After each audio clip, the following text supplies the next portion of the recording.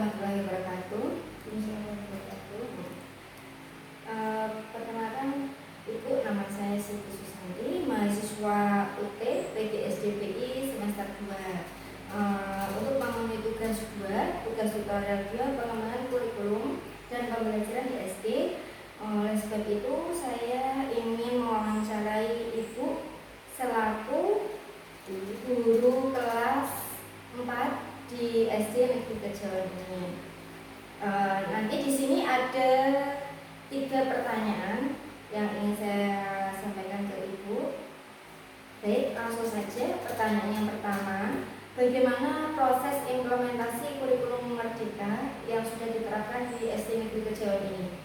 Baik, implementasi kurikulum Merdeka di SD Negeri Kejawan ini tepatnya di kelas 4, karena kelas 4 adalah kelas pertama, kelas 1 dan kelas 4 itu menjadi kelas yang diuji cobakan pertama untuk penerapan kurikulum Merdeka. Nah, di situ penerapannya guru di sini menjadi fasilitator belajar siswa. Jadi siswa itu dibebaskan belajar sesuai dengan minat dan bakat mereka. Guru hanya menjadi pendamping seperti itu. Terus untuk di kurikulum Merdeka ini juga ada yang namanya P5. P5 itu adalah proyek penguatan profil pelajar Pancasila. Di situ siswa diajak untuk membuat beberapa proyek. Nah, di situ ada beberapa dimensinya. Untuk dimensi sendiri yang diambil pada kelas ini, pada tahun ini itu ada tema kewirausahaan. Karena tepat di Kejawan ini terkenal sentra pembuatan pupuk. Nah, di situ siswa diajak untuk melihat pembuatan pupuk dari mulai bahan mentah, matang sampai pendistribusiannya. Oke. Untuk P5 itu sendiri dalam 1 minggu ada berapa jam pelajaran? Kalau sesuai dengan peraturan yang ada di modul itu 1 minggu itu ada 7 jam. Nah, itu penerapannya sendiri di SD Negeri Kejawan dipilih 1 hari penuh untuk melaksanakan P5. Oke, terima kasih. Untuk pembelajaran kurikulum Merdeka ini itu dibagi berapa fase, Ibu? Kalau fase di SD ini ada 3 fase. Ya. Fase A, kelas 1, 2, fase B, kelas 3, 4, dan fase C, kelas 5 dan 6. Apakah itu semuanya sudah diterapkan di kelas 1 sampai kelas 6 atau masih ada beberapa kelas yang belum menerapkan Sejauh ini tahun pertama, tahun kemarin itu baru kelas 1 dan 4. Kemudian tahun ini baru kelas 2 dan kelas 5. Jadi yang belum mendapat kurikulum Merdeka itu kelas 3 dan juga kelas 6. Baik, terima kasih. Untuk penerapan atau proyek P5 tersebut, apakah kelas rendah, contohnya nih kelas A dengan kelas fase A dengan kelas fase C, itu apakah temanya sama atau berbeda? Kalau temanya kita ambil sama, cuma untuk penilaian akhirnya kita ambil berbeda. Untuk yang A mungkin anak-anak itu dikenalkan sampai pada tahap pembuatan bahan mentah menjadi matang.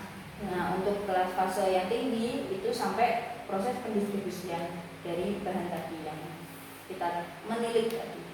Terima kasih. Sekarang yang saya tanyakan, bagaimana untuk reaksi peserta didiknya terhadap kurikulum Merdeka ini? Bagaimana reaksinya? Semakin aktifkah atau membosankan?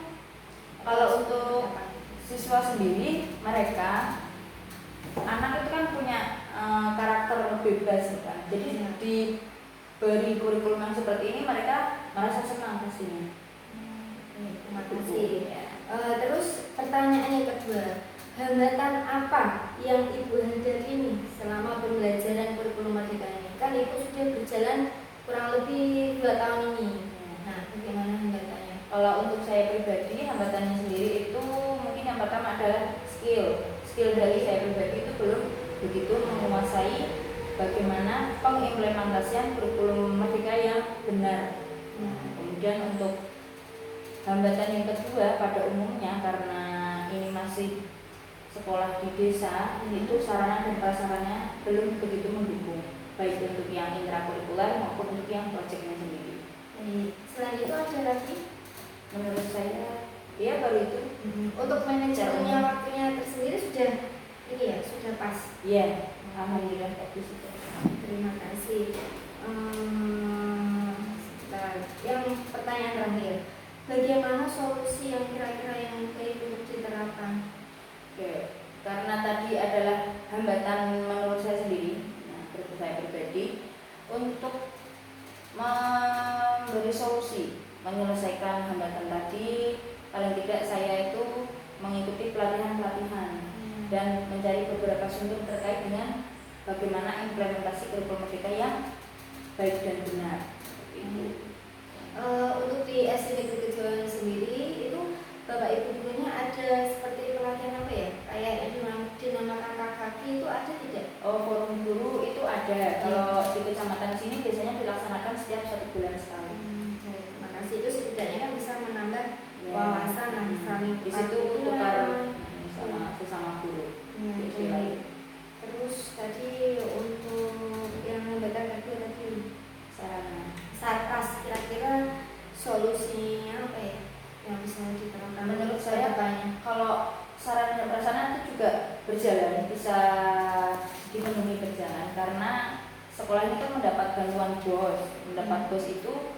Nah, tiap tahun itu kita bisa mengajukan di RKAS itu kita bisa mengajukan beberapa sarana penunjang untuk proyek. Kalau untuk di sekitar proyek yang ada di sekitar sini itu ya berjalan masih bisa. Ya, terima kasih. Sekarang yang terakhir Ibu, saya mau bertanya untuk harapannya Ibu ke peserta didik itu apa sih dalam pengimplementasian kurikulum merdeka ini? Harapannya mungkin tetap guru itu tetap memberikan cara berperilaku yang baik, attitude yang baik, karena di masa sekarang di abad 21 ini siswa kadang lebih menekankan bagaimana cara dia belajar, tetapi berattitude-nya kurang diterapkan. Mungkin menyeimbangkan biar balance antara attitude dan juga keilmuan. Terima kasih Ibu Kilma atas waktunya dan terima kasih atas jawabannya. Kami ucapkan terima kasih. Wassalamualaikum warahmatullahi wabarakatuh.